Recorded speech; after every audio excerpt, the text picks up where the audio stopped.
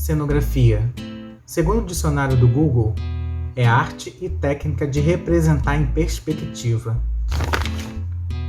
Olá, gente, tudo bem? Meu nome é José Carlos Rosa, sou ator e produtor cultural e venho falar para vocês mais uma vez do projeto Bastidores de Teatro, que foi contemplado pelo edital Cultura Presente, via Lei Aldir Blanc, do Governo Federal, Governo do Estado do Rio de Janeiro e Secretaria de Estado de Cultura e Economia Criativa. Dessa vez a gente vai falando sobre cenografia, com o artista Cachalote Matos. A gente vai estar falando um pouquinho de processos de criação, de pesquisa, falar um pouquinho de vida pessoal também, desse artista grandioso, desse real momento que ele vive agora. Vem conosco!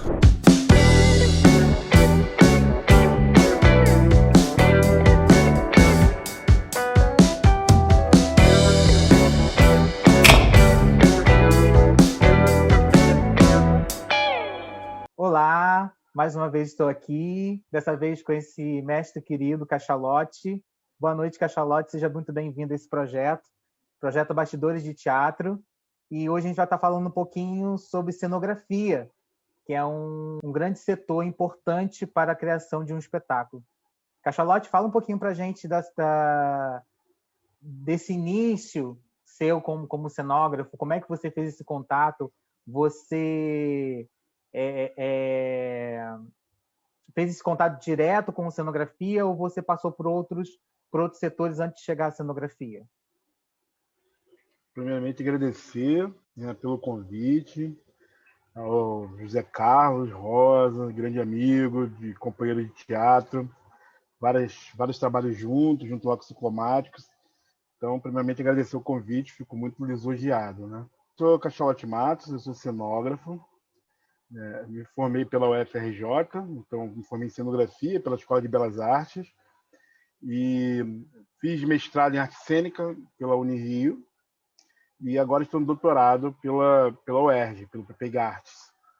Então eu tenho uma vida de cenografia que também é um pouco acadêmica, mas eu comecei cenografia lá no Centro Teatro Oprimido, lá com o pessoal do Teatro Oprimido, com Augusto Boal. Então eu comecei a cenografia lá em 1998. Eu fui fazer um curso chamado Mãos à Arte, e esse curso era um curso de capacitação em arte cênica, na parte técnica, em cenografia, iluminação e figurino. Então, o José Dias, que é um grande cenógrafo, oferecia o curso de cenografia, Aurélio de Simone, o curso de iluminação, e a Bisa Viana de figurino. Então, a gente fazia, era um curso de 6 meses, tinha matérias de teatro, e tinha essas matérias técnicas que a gente podia escolher. Então, era o primeiro módulo de 2 meses básico, e você depois poderia escolher o que você queria seguir, se era cenografia, se era indumentária ou se era iluminação cênica. Eu tinha muita habilidade para desenho e para a parte manuais, então eu comecei a me interessar por cenografia. Apesar de saber um pouco de eletricidade, porque meu pai era eletricista, então eu sabia bastante coisa de ligação, de fazer a parte elétrica. Então eu fiquei um pouco em dúvida entre essas duas. Mas acabou que a cenografia me arrebatou, então eu fiz esse curso. E logo depois que eu fiz esse curso, o CTO perguntou se eu não queria fazer um teste. Como eu era muito dedicado, muito interessado, eu comecei a fazer trabalho, fazer adereço. Aprendi muito sobre adereço com uma pessoa chamada Luiz Vaz, que era a pessoa que trabalhava lá no CTO, enfim, me ensinou a mexer em material, conhecer material que eu não conhecia. Na época ele me apresentou um material chamado poliuretano, que eu fiquei encantado. Era dois líquidos que você juntava e ele expandia e endurecia. Que hoje em dia é o material que se faz prancha de surf, então era muito usado para escultura de carnaval, para você juntar isopor, para depois e ele tem a possibilidade de você recortar. E aí eu comecei a me interessar e aprofundar no estudo de cenografia junto com o Zé Dias e o Luiz Vaz. A partir daí, o CTO me convidou para poder começar a pensar os cenários para os grupos de teatro oprimido. E eu comecei a fazer esse trabalho ainda um pouco intuitivo, só tinha uma formação de 6 meses, né? Mas fui encarar esse desafio, né? E, ao mesmo tempo, tinha alguns estágios que o próprio Zé Dias e o curso Mãos à Arte oferecia, que era a montagem de alguns espetáculos de pessoas que estavam se formando em teatro. Então, eu fiz alguns cenários fazendo assistência na Escola de Teatro Martins Pena e, e comecei a aprender cenografia a partir da prática, de uma ideia prática. E aí o curioso é que quando eu estava lá no Teatro Oprimido, né, fazendo cenografia, o Augusto Boal, que era o diretor artístico, né, que hoje em dia faleceu em 2009, infelizmente, ele falava assim: Cachalote, eu acho o seu trabalho ótimo, mas eu não quero que você... queria conversar com você, porque eu quero que os grupos de teatro oprimido façam o próprio cenário. Então, a ideia é que você seja um pouco mais provocador do que você pegue e faça a cenografia ou crie a cenografia por eles. Aí eu falo, pô, logo agora que eu virei cenógrafo, você quer que eu... Era engraçado, né? E eu tinha entrado, eu gostei tanto de cenografia que em 2000 eu fiz a prova para a UFRJ, passei e fui estudar cenografia na universidade.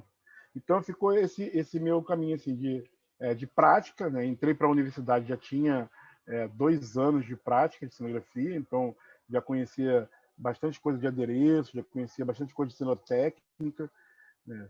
Fiz um estágio na oficina Pernambuco de Oliveira, ali na Rua do Lavradio, que é uma central técnica. Então aprendi bastante coisa de construção, de madeira, principalmente.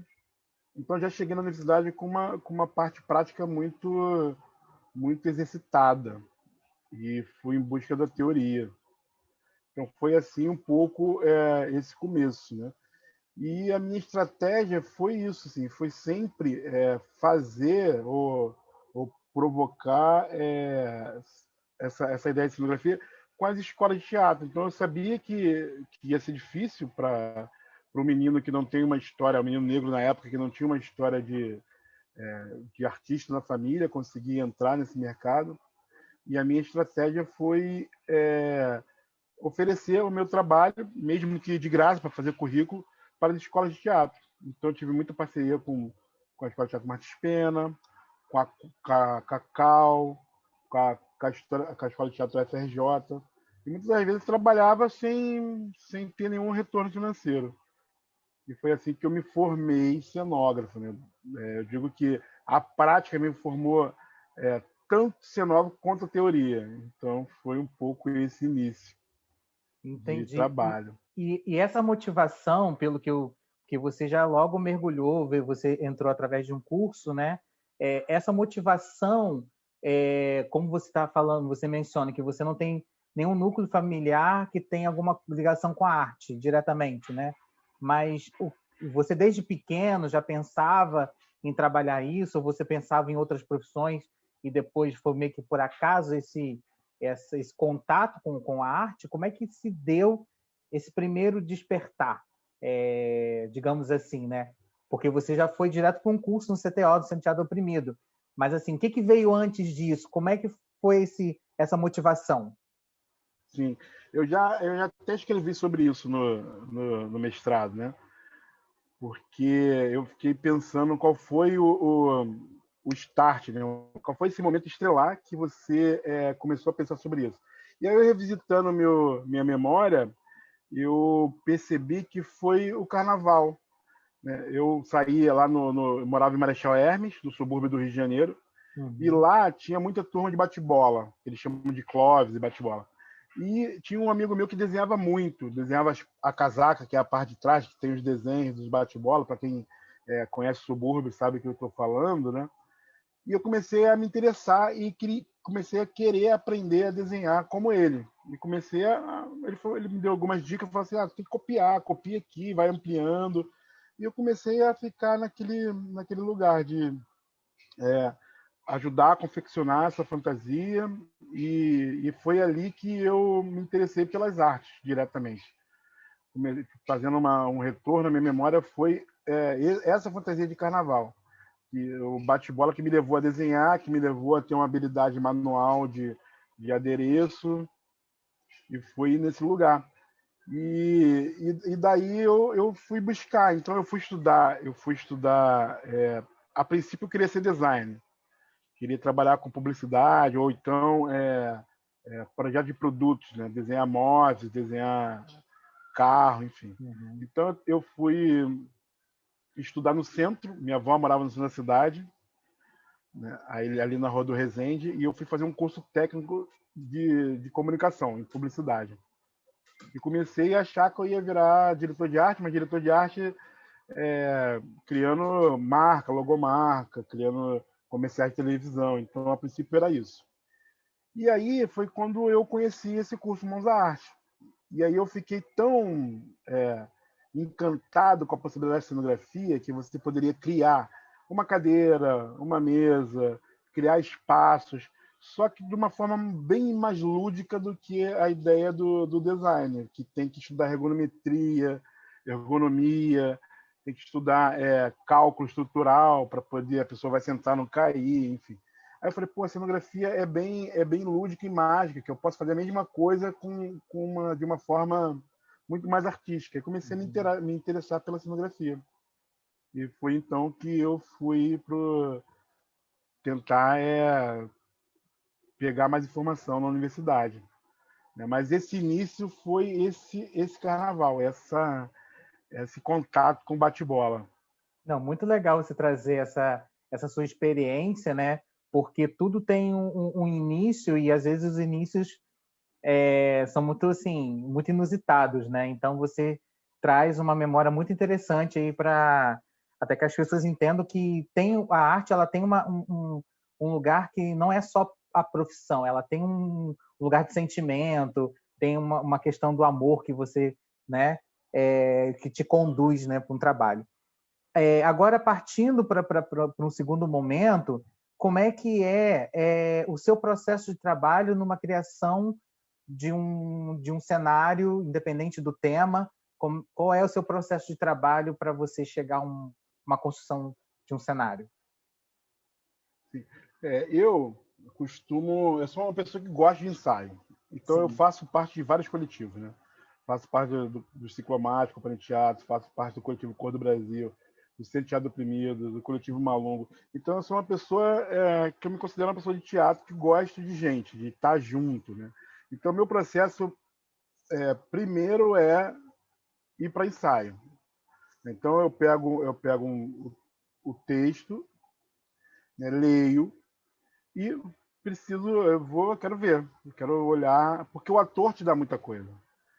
O ator, como o ator e o diretor estão embebidos no processo de produção desse espetáculo, então ele te dá muito elemento com o corpo, essa relação de corpo com espaço. Então eu não sou um cenógrafo que pega o meu texto e vou direto e criar e pensar no espaço. É claro que eu leio e já tenho algumas ideias, alguns pensamentos sobre. E a partir daí eu vou junto, né, nos ensaios algumas vezes para poder chegar nessa possibilidade de criar esse espaço, de pensar esse espaço junto com a equipe de direção, com os atores. Então meu processo é um pouco esse. E depois que eu faço isso, eu pego algumas referências, a gente decide, né, eu, o diretor, a diretora do espetáculo, decidimos qual é o caminho. Né? O caminho a gente está pensando esse espetáculo é romantismo, esse espetáculo é futurista, esse espetáculo é realismo. Então eu penso muito nessa ideia de tempo de arte, né? Onde que está para começar um processo criativo. Então eu vou pesquisar, você me fala que não, esse espetáculo é uma peça surrealista. Tá, já te deu um montão de informação. Você é surrealista? Vamos pensar o que é o movimento surrealista. Quem foram os grandes nomes? O que é o surrealismo nas artes visuais? O que é o surrealismo no cinema? Na música? Então eu vou me embebedar desse universo surrealista para poder traduzir, pensar esse espaço que vão habitar esses personagens que vivem no mundo surrealista. Então, esse é um pouco o meu processo criativo. Ir para o ensaio, ler o texto, ir para o ensaio, fazer a decupagem do texto, pensar em referências a partir dessa conversa com a direção e depois partir para um desenho, chegar numa imagem, chegar numa maquete, se for preciso. Hoje em dia a gente faz as maquetes tudo eletrônica, né? De desenho de maquete no computador, porque é mais fácil. Na conversa com o diretor, ele fala assim: eu acho que essa cor não tá legal. Tu vai lá e troca a cor na hora, já vê na hora. Antigamente a gente fazia a maquete, se o diretor falasse que não estava bom, a gente tinha que passar mais 2 dias refazendo a maquete e repensando. Hoje em dia a gente, apesar de gostar muito da maquete física, né, que o diretor possa ficar brincando e mexendo e ver as entradas e saídas dos personagens, mas confesso que a facilidade de pensar o espaço a partir do computador é muito interessante. Então É, é um pouco esse processo. eu já vi alguns processos, né, por estar acompanhando, por ser muito próximo, inclusive, dos Ciclomáticos, né, que é uma companhia de referência para a gente, até que veio do Senac, né, por conta do Ribamar, do Renato, enfim.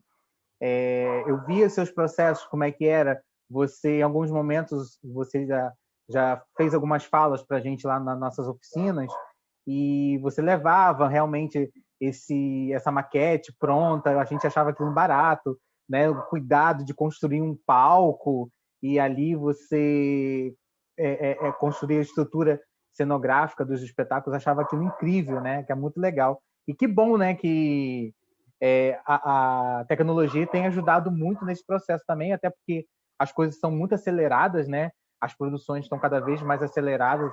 Hoje está produzindo uma coisa, amanhã você está produzindo outra, e você que faz parte de vários coletivos, então você tem que ter essa questão. E a minha pergunta é a partir disso. Como é que a gente tem hoje no mercado de tecnologia disponível que ajuda nesse processo de construção dos cenários? Você tem muita coisa hoje em dia, né? Assim, pensar no desenho, você tem programas incríveis que você pode desenhar, fazer animação. Então tem 3D Max, SketchUp, Corel, Photoshop. Então você pode pensar uma criação de imagem a partir de vários programas diferentes. Mas também pode ir na boa e velha maquete construída, né? No recorte, na colagem. Né? Essa ideia de, eu não sei, não domino a ferramenta, então eu não consigo ser cenógrafo. Não, tem vários jeitos de você apresentar uma ideia. Tá? Eu só falo que dependendo do que você vai fazer, isso ajuda. Se você vai fazer um processo de teatro, você tem mais tempo, então é legal você construir uma maquete física. Agora, se você vai trabalhar com evento, fazer cenário para evento, que às vezes é mais rápido, né, que as pessoas te chamam num dia para você pensar o cenário para amanhã ou daqui para amanhã, às vezes não dá tempo de você construir uma maquete física, porque leva tempo, leva trabalho, tem que esperar o tempo da cola secar, da tinta secar, mas isso em relação ao projeto, né? Em relação ao próprio cenário, então hoje em dia tu tem projetores, tem coisas incríveis que você consegue criar cenários virtuais, mapping, enfim, várias hologramas, várias coisas que você consegue pensar a cenografia de um outro lugar. E talvez pensar a cenografia para além do palco, né? Hoje tem uma ideia de cenografia de espaço expandido que o espetáculo começa num bairro e acaba em outro. Eu mesmo participei de um espetáculo chamado BR3, do Teatro Vertigem, no Rio Cena Contemporânea, aqui no Rio de Janeiro, em 2007, que era assim. Então o espetáculo começou. A primeira cena, para ter uma ideia, a primeira cena do espetáculo começava no Pilar da Ponte Rio-Niterói e acabava lá no Fundão. Né? Então era um espaço, uma ideia de espaço expandido, uma ideia de teatro ambientalista, que muitas das vezes a plateia está junto com aonde que é o espaço cênico, então a gente modificou uma embarcação chata para poder virar plateia, onde nessa própria embarcação tinha cena, mas acontecia cenas à margem da Baía de Guanabara, né? O diretor de arte era o Medina, lá de São Paulo, e o diretor do espetáculo era o Thor. E era muito interessante. Então, de você pensar que tem experiências hoje em dia de espaço que a pessoa te dá um fone, um microfone, né, e vai construindo um espaço a partir da fala, no teu ouvido. Então, você agora vai virar para a esquerda e vai ver uma porta vermelha. Então, antes de você ver a porta vermelha, ele já criou esse espaço na sua mente. E você, quando virar nessa experiência de teatro itinerante, você vai ver a porta vermelha e já vai construindo esse espaço a partir daí. Então, a tecnologia te deu possibilidade de expandir essa sensação e essa experiência de corpo-espaço. Não, Eu acho perfeito. que está por aí hoje em dia, né? Nossa, perfeito essa sua colocação, porque as tecnologias estão aí disponíveis, a gente tem que utilizar, né? Por mais que tem pessoas que têm uma questão do gostar do que é retrô, que o retrô agora voltou também na moda, né? Não sei se na cenografia isso também tem esse espaço do retrô de utilizar mecanismos antigos para hoje, né? Eu conversando com outra pessoa que falava sobre iluminação, que é o Paulo Denisot, ele está falando que ele gosta muito do manual e do retrô, né? Então ele é uma pessoa que vai para a rua, que vai buscar coisas, elementos para ajudar na composição da luz, por exemplo, né? Aí a minha próxima questão para você é o seguinte: como é que é a sua relação e qual é a dimensão, por exemplo, eu digo de termos de empregabilidade, quantas pessoas normalmente estão envolvidas, dependendo do tamanho do cenário, quantas pessoas estão envolvidas diretamente além do cenógrafo? É o que você falou, depende muito do projeto, né? Então, um projeto para teatro pequeno, no mínimo você tem cenografia, adereço, o cenotécnico, que às vezes é de ferro ou de madeira, ou talvez os dois, no mínimo, uma produtora, a princípio. Depois, no dia da montagem, tu tem equipe de montagem, contra-regra, a galera que vai montar o cenário. Então aí a gente já está falando em, sei lá, 9 pessoas, 10 pessoas para montar um espetáculo. Nossa. Um cenário. Então você começa comigo, um projeto, uma proposta um pouco solitária, que eu vou desenhar, vou pensar, enfim. Depois, dependendo do tamanho do projeto, eu preciso de um assistente para poder, talvez, buscar algo na rua, comprar algum material, comprar alguma coisa. Preciso de um cenotécnico para construir, então eu desenho o projeto, mas não construo tudo, sei fazer alguma coisa ou outra. Mas, por exemplo, eu gosto muito de fazer cenário de ferro para as companhias de teatro, porque o ferro ele se tornou acessível, falando de condições de pagamento mesmo de dinheiro, não está tão caro hoje em dia, e você tem uma possibilidade de reciclar. E as companhias de teatro, como viajam muito, às vezes você fazer algo de madeira quebra, e é mais difícil de consertar no processo de viagem. Então eu prefiro usar o ferro, porque é mais fácil encontrar um lugar que vai soldar e poder consertar o cenário. Então, eu não sei soldar, então já tem que pagar um cenotécnico que trabalhe com ferro para poder construir meus projetos de ferro. Agora, quando é uma coisa assim, que não tem muito dinheiro para fazer, alguma coisa ou outra eu faço, algum adereço, alguma construção de madeira. Mas também não me preparei para isso. Eu não tenho um galpão onde eu posso construir, onde eu posso meter a mão, né? E vai passando um tempo, eu falo assim, no tempo que eu estou investindo, construindo, eu poderia estar pensando em mais 2, 3 cenários. Então, Sim. Você acaba terceirizando essa construção para poder pensar outras ideias, outros cenários. Então, é um pouco isso. Agora, já tive em projetos como Olimpíadas, que eu coordenava mais de 50 pessoas, mais de 100 pessoas trabalhando num projeto meu, entendeu? Então, depende muito do projeto, do tempo que você tem para poder realizar. Porque às vezes tem essa limitação. Olha, a gente vai ter 6 horas de montagem no teatro. Aí você tem que pensar, pô, esse cenário é muito grande. 6 horas eu vou precisar do dobro de pessoas para me ajudar a montar esse cenário, porque senão não vai dar tempo. Então você tem que otimizar, né? Quando o público chega e vê o espetáculo pronto, não sabe a quantidade de trabalho que deu, a quantidade de pessoas envolvidas para aquilo estar pronto, né? Exatamente isso. E você falou de uma coisa aí que você também, porque assim, apesar do projeto estar vinculado a bastidores de teatro, mas eu acho legal a gente expandir esse diálogo, porque você também trabalha em outros, trabalha no mercado de eventos, você trabalha com outras áreas também, né? Que vai além do teatro. Como é que é esse trabalho? São trabalhos mais simples, menos... Como é que é esse contato, essa relação?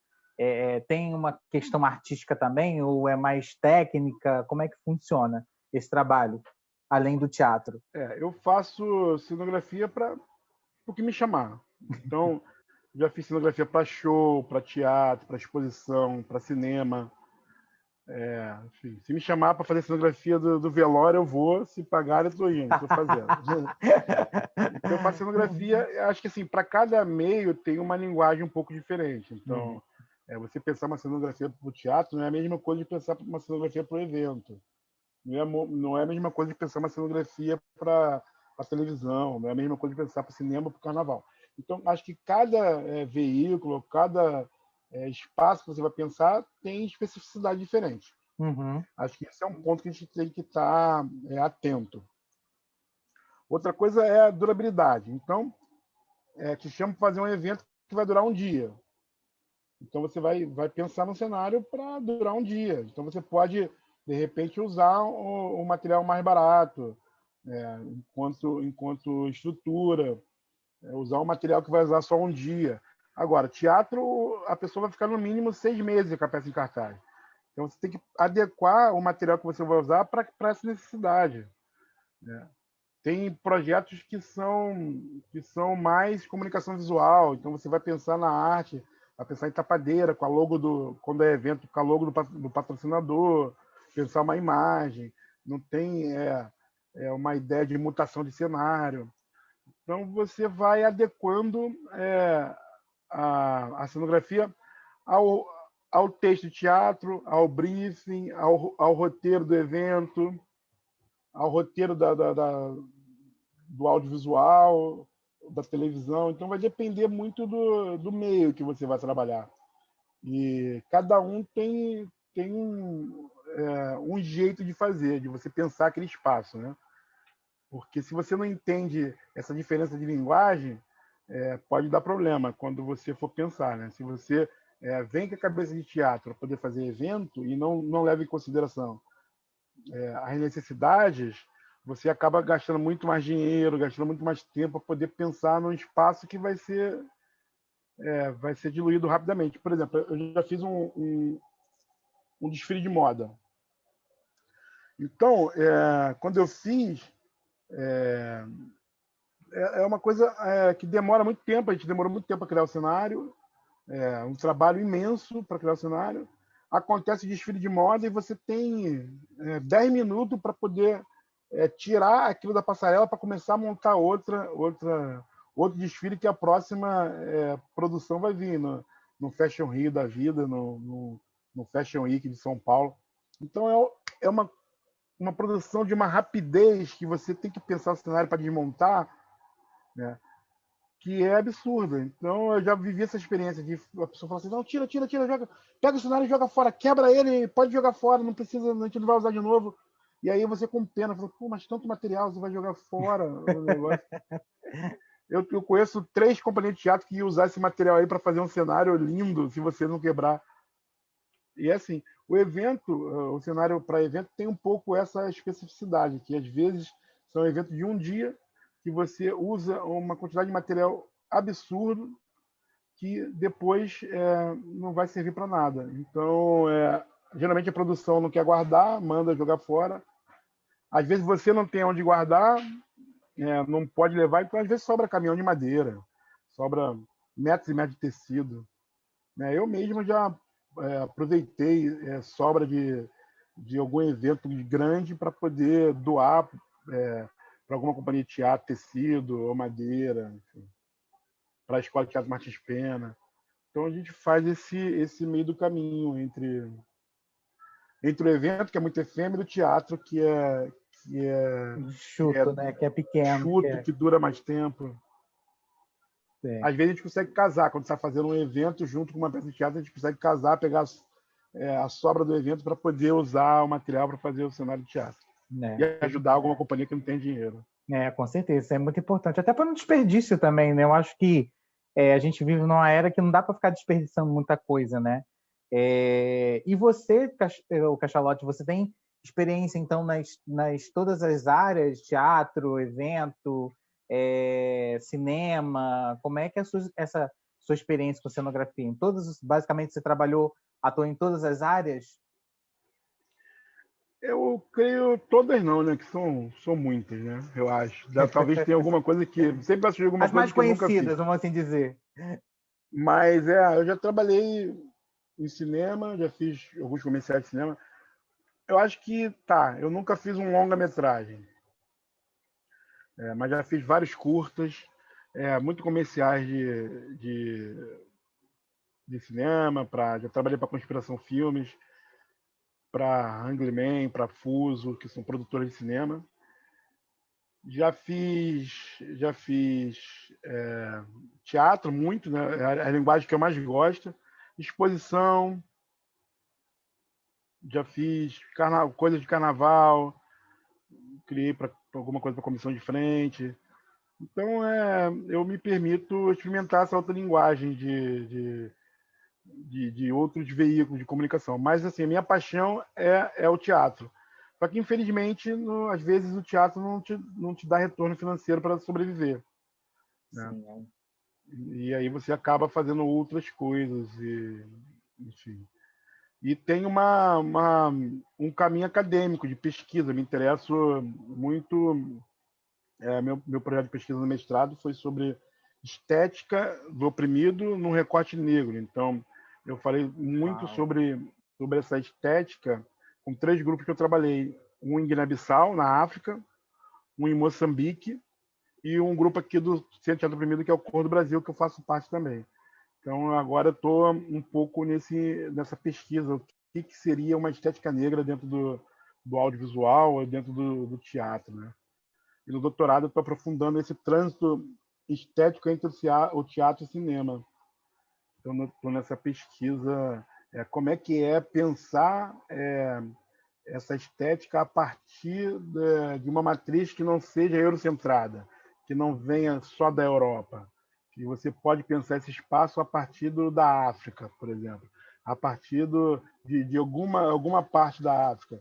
De repente, pegar algo estético sobre a cultura iorubá e trazer para a cena, algo sobre a cultura banto e trazer para a cena, de pensar uma estética afrofuturista, de pensar uma estética afro-urbana, o que seria de pensar uma estética para além da ideia iorubá de religião, para além da ideia banto, de pensar na Umbanda, mas também entender que a estética negra sabe, favela é a estética negra, funk é a estética negra, samba é a estética negra, sabe? E pensar como transportar isso para a cena, né? De pensar um pouco isso. Então, eu estou um pouco aprofundando essa pesquisa agora no doutorado e fatalmente isso influencia no meu trabalho de cena, né?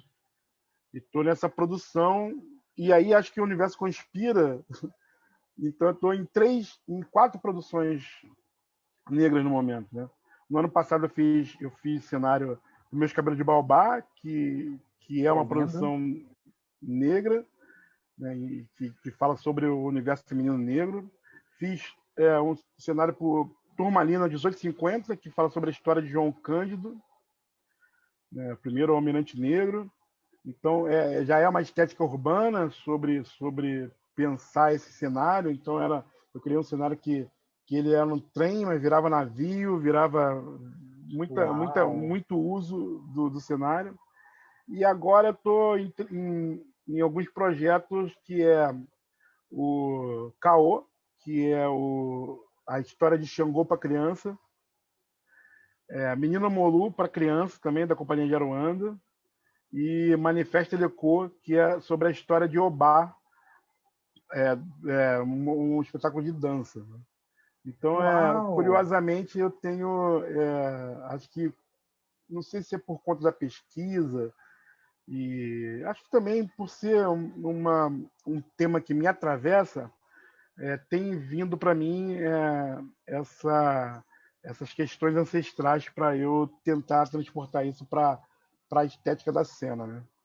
E eu estou muito feliz com isso. Interessante você trazer isso, porque eu estou aqui pensando na próximo questionamento, né, trazer aqui para a discussão, que é assim, você é um cara que já viajou basicamente para vários países, né, com CTO, por exemplo, fazendo vários projetos com eles lá fora, e aí a gente faz vai voltar lá no passado, porque você, né, como você traz, um menino negro da periferia que tem esse primeiro contato com a arte através do grupo de bate-bola e que chega a esse lugar de pensar a cenografia, e hoje você já está, né, num patamar muito mais alto, que é pensar dentro de um doutorado, né? Porque para muitos negros, meninos negros hoje que moram em favela, acho que isso, né, é uma coisa impossível de acontecer, né?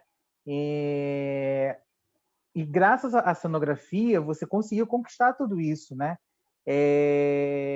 Como é para você, assim, o que você pode trazer para as pessoas dessa experiência? Porque você também, com essas viagens todas, você acaba adquirindo conhecimento cultural daquele lugar, né? Como é que é isso para você? Isso também se reflete nas suas criações cenográficas? Eu acho que sim, Zé Carlos. Acho que você se abrir para o mundo te dá um estofo de conhecimento muito potente, né? Você não fica com uma visão unilateral, sabe? Não fica com certezas absolutas. Então você se permite experimentar. Você entende que além dessa estética que é introjetada na gente a partir da mídia, a partir dos grandes meios de comunicação, existe outras possibilidades estéticas. Não quer dizer que eu estou negando tudo que a Europa produziu, não. Tem muita coisa interessante, mas tem muita coisa interessante em outros lugares do mundo. Tem muita coisa interessante em vários países da África, tem muita coisa interessante no Oriente, na China, na Palestina, né? Esculturas lindíssimas, cores, formas de organizar o espaço, o ambiente.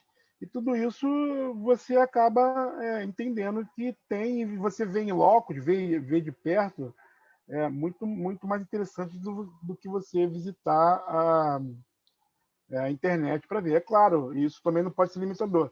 Caso você nunca tenha a oportunidade de viajar, é importante você saber que existe outra cultura que pensa as formas, as cores, o espaço de outra maneira. E como você transporta isso para a cena. Né? Então, eu agradeço, sim. Eu me sinto bastante privilegiado de ter tido a oportunidade de viajar para tantos países fazendo o meu trabalho, nessa pesquisa da estética do oprimido. Né? Que o Boal fala assim, quando ele falava assim, eu não quero que você faça o cenário, mas quero que você provoque nesses participantes do grupo que eles produzam a sua própria narrativa, é um pouco disso. A estética do oprimido é isso, um conjunto de jogos e exercícios que a gente criou, né? O Boal criou e a gente ajudou a fundamentar, Bárbara Santos, Cláudia Simone, essas mulheres negras incríveis, a gente ajudou, todo o Teatro Oprimido, a gente ajudou a fundamentar e pensar como a gente provoca o protagonismo nessas pessoas negras periféricas, para que elas produzam arte e não só consumam. Sabe?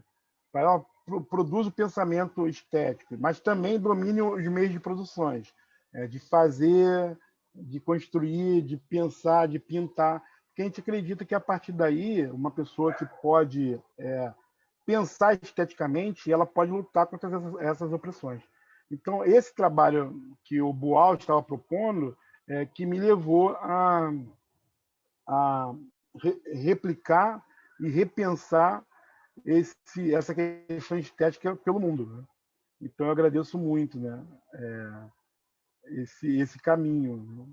E eu uso muito, eu sei separar, mas também uso muito isso de entender a estética do oprimido e entender o que é o meu lado cenógrafo comercial, que me chamam para fazer um evento, mas entendo quando eu trabalho com companhia de teatro como eu posso aplicar esse conhecimento que eu adquiri ao longo de 20 anos com o teatro oprimido, de provocar essa produção estética. Então, tem até próprios ciclomáticos, né, eu já experimentei criar esses jogos estéticos para poder chegar numa ideia de espaço. Que para mim o espaço vai muito, pensando no meu processo criativo, a minha concepção de espaço vai além da decoração, de você pensar, de colocar algo ali que não tem a função. Para mim, espaço é o corpo, também é o corpo junto com o espaço. É você pensar que esse espaço só se constitui, só se forma a totalidade a partir do momento que o corpo ocupa. E eu entendo isso como imagem. Então, a imagem do todo. Eu olho a minha imagem e eu penso assim, a imagem que eu criei vai ser ocupada por um corpo que vai estar vestido por uma roupa e, dependendo, talvez esse espaço esteja dentro de outro espaço, que talvez não seja a Caixa Preta. Pode ser que seja a rua, pode ser que seja o Pilar da Ponte de Niterói, pode ser que seja um prédio abandonado. Então, é um pouco nessa dinâmica de pensar esse espaço para além da decoração, para além do teatro gabinete. E a gente consegue perceber isso, porque eu acompanho de perto. Tem um espetáculo que me chama muita atenção, porque são várias qualidades que a gente encontra nele, né? Que é o Submitis e Segredos, que é um espetáculo que eu, pelo menos, me encanto muito, porque se você vê, quando a cortina se abre, tem toda uma formação ali, né, que parece um álbum de família, uma coisa, e de repente já vira outra coisa, né, e é rápido esse processo. Então você vê que é um cenário que serve, né, a direção que serve os atores. É quase um personagem à parte, né? Vamos assim dizer, porque às vezes tem essa discussão se a cenografia ela é só estética, assim como figurino, ou se ela serve para a cena, né? Não sei se você já se deparou com algum diálogo nesse sentido, né? De ser só estético, de servir ou não. Como é que você já ouviu falar sobre isso? Então, para teatro, eu só acredito nesse tipo de cenografia, que eu sempre tento pensar esse espaço e que o diretor possa usar, que os atores possam usar, e que esse espaço possa se transformar a partir do uso. Então, é muito difícil eu conseguir criar uma cenografia que seja estática, que seja meramente uma parede de um quarto, porque para mim não me contempla, não me satisfaz enquanto artista. Uhum. Então eu tenho, acho que, uma pegada de direção muito forte no meu trabalho. E aí eu já penso o espaço para o diretor usar, para os atores usarem. Então, eu já proponho. Então, quando eu crio o cenário, eu converso com o diretor e falo assim, tem essa possibilidade de uso, essa possibilidade de uso. Se você usar assim, isso vai virar essa imagem, e proponho para ele. Então, às vezes, eu até brinco com alguns diretores que eu trabalho, diretoras que eu trabalho, e falo assim, estou te usando uma Ferrari, para você usar como Ferrari. Se você for usar como Fusquinha, beleza, a escolha é tua, mas tem várias possibilidades de uso no espaço que eu estou propondo. Então, quanto mais você usar, vai ser mais interessante para mim, para o meu trabalho, para o trabalho todo, para o trabalho como um todo. Então, lá no Ciclomático, se você observar, né, então lá eu fiz sobre Mentira e Segredo, a Corrente de Eleia, o Casa Grande Senzala e o Ariano Suassuna. Então, todos eles têm mutação, os atores mexem, se transformam, não é uma coisa só, não tem parede, né? Então, o espaço por si só. Se você coloca aquelas molduras armadas, você olha, não é uma instalação, o que é? Você fica se perguntando o que é, mas só Exatamente. Se completa quando o corpo chega. né? Se você bota lá o cenário de corrente de Geleia, você fala, o que é isso? É uma grade? É uma... Mas você só vai perceber a proposta do espaço a partir do corpo, a partir do que os atores estão jogando junto com o cenário, junto com o espaço. Então é um pouco a minha criação é um pouco nesse lugar, né? De tentar pensar um espaço que se complete a partir do corpo. Porque senão vira instalação, vira, sabe, outra coisa. Ah, bacana. Caixa, a gente está indo já para o finalzinho. Queria que você deixasse uma mensagem para a gente aí, para o público entender que o bastidor de teatro tem toda uma vivência por trás, tem toda uma humanização, né, vamos assim dizer, por trás. E também falar, principalmente para o jovem que queira ingressar nesse mercado, né, de artes, por exemplo, que tem grande possibilidade. Então, que você deixe uma mensagem final aí para a gente deixar para o público. Eu costumo dizer, não é fácil.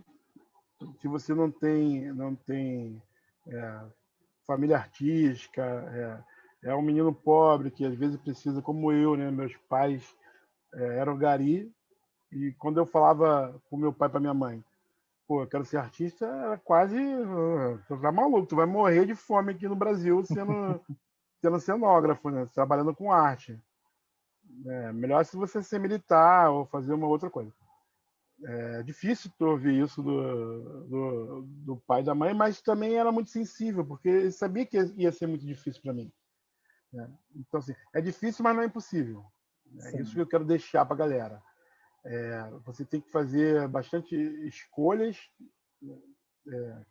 investimento pessoal, não é nem financeiro, então se dedicar à profissão. Eu costumo dizer que uma pessoa um dia me falou que é 90% trabalho e 10% talento.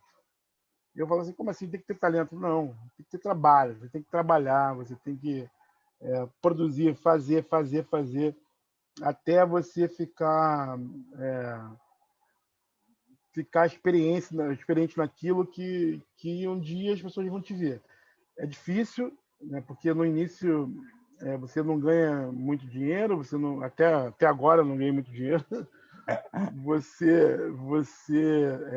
mas dá para viver de arte, né? Dá para viver de arte, né? Então, assim, fazer, gente, é trabalhar, buscar conhecimento, sempre estar em informação, porque a tecnologia muda, as coisas mudam. Então, ser apaixonado pelo que faz, isso ajuda um pouco, porque quando você tem paixão, às vezes comer um sanduíche na hora do almoço não faz tanta diferença, porque tu está tão apaixonado pelo que você está fazendo, que uma vez ou outra comer um sanduíche pode ser motivador. Então, eu estou dando um relato de uma pessoa que sou apaixonada pela arte. Então, eu fiz essa escolha. Falei, vou viver de arte e, para isso, nem que eu sofra um pouco no início, eu vou viver do que eu gosto de fazer. Porque eu sabia que se eu experimentasse o prazer do dinheiro, né, como meu pai me propunha, eu falava assim, pô, vai ser militar, por exemplo, tenha uma carreira fixa que te dê retorno financeiro para depois você viver de arte. Mas o capitalismo é muito sedutor. E eu falei, pô, eu não vou correr esse risco, porque se eu não tentar viver de arte agora, depois que eu tiver uma carreira fixa, eu não vou abandonar essa carreira para... Estou falando por mim, sabe? Ia ser muito difícil abandonar essa carreira para poder viver de arte. Então, eu preferi tentar encarar os perrengues do caminho, que tem bastante, para ter o prazer de ver uma criação minha no palco, nas fotos, as pessoas comentando. Então, assim, não desiste. Vai fazendo, vai fazendo, vai fazendo. Cola com quem sabe, cola nos mestres, porque acho que eu só acredito nesse lugar a partir da prática. Porque também, se você vai lá direto para a academia e fica lá na teoria e não tem uma prática, às vezes você também não consegue. Tenho vários amigos que começaram direto na universidade e não estão trabalhando com cenografia, porque talvez não tenha uma paixão tão forte, e porque é difícil mesmo, é difícil. mas não é impossível. Tem várias pessoas que conseguiram e conseguem. Tá Então, certo. vamos lá, gente. Se tem essa paixão, se tem esse desejo, vamos buscar, vamos estudar, vamos tentar esse caminho, essa carreira, que é gratificante. Ai, que lindo, Cássio. Olha, muito obrigado mais uma vez por você ter participado aqui desse projeto, Bastidores de Teatro, e que a minha ideia é que a gente possa dialogar mais vezes, né, quando a gente puder se abraçar de novo, poder estar em contato com o outro. Acho que esse diálogo é muito mais interessante a gente fazer ao vivo, com um grupo de pessoas, pessoas entenderem que o universo, a produção artística é importante, ela movimenta toda a economia nesse país, ela emprega várias pessoas, né? As pessoas acham que a arte é só uma forma de pegar dinheiro do governo, não é verdade. Você tem todo um trabalho por trás que é feito e que beneficia, né, várias pessoas diretamente. Então, assim, então minha ideia é a gente poder discutir isso mais à frente de forma mais, como posso colocar, mais motivadora, né? Enfim, é isso. Mais uma vez, muito obrigado, tá? Um grande beijo para você, viu? E a gente se encontra aí em breve, se Deus quiser, tá bom?